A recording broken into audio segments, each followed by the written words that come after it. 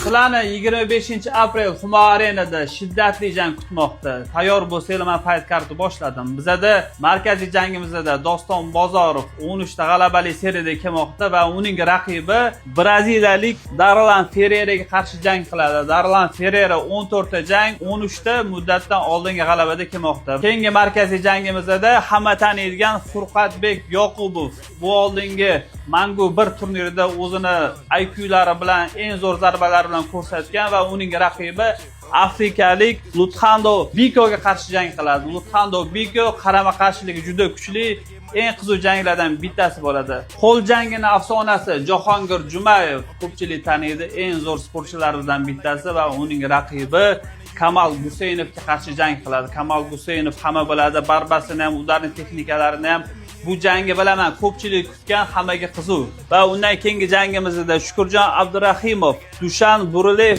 hindistonlik sportchiga qarshi jang qiladi. Ko'pchilik o'ylayapti Hindistonda unaqa zo'r sportchilar yo'q deb. Imенно bu jang yana bitta shiddatli janglardan bittasi va qonli janglardan bittasi bo'ladi. Akbar Islomboyev Ermesin Oliveraga qarshi jang qiladi. Ko'pchilik biladi, Akbar Islomboyev imенно shou ko'rsatgan vayslarimizdan bittasi. Jasur Mirzomuhammedov Jashil Ticha bilan jang qiladi. Bu jang menga juda qiziq. Eng og'ir vestada topoviy sportchilar jang qiladi. Jasurni ko'pchilik taniydi. Birinchi One FC sportchisi va Jashil Ticha bo'lsa, hozirda PFLda jang qilayotgan sportchilardan bittasi.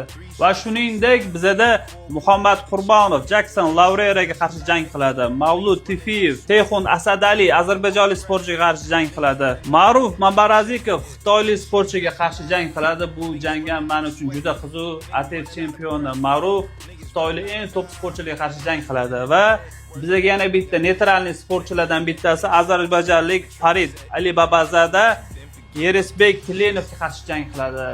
Ikkita sportchi juda kuchli sportchilar, o'z kurashini Mangu 2 da o'zini ko'rsatadi. Yana bitta qiziq jang jahon chempioni Rashidov Zafar qozog'istonlik Davren Jakibekga qarshi jang qiladi. Va bizada tojikistonlik Ataxanov Jansu Georgiyga qarshi gruziyalik sportchi bilan juda keskin bellashuv bo'ladi. Karimov Belek bilan jang qiladi. Undan tashqari yana 2-3 ta zo'r sportchilarimiz jang qiladi. Kelinglar, tomosha qilinglar. Mangu professional ligasi haqiqiy MMA nimaligini sizlar uchun ko'rsatadi va MMA muxlislariga zo'r shoularni tayyorlab qo'ygan. Biletlar ITK.uz dan sotib olsanglar bo'ladi. Mangu professional ligasi o'zimizni milliy brendimizni qo'llab-quvvatlashda davom etamiz.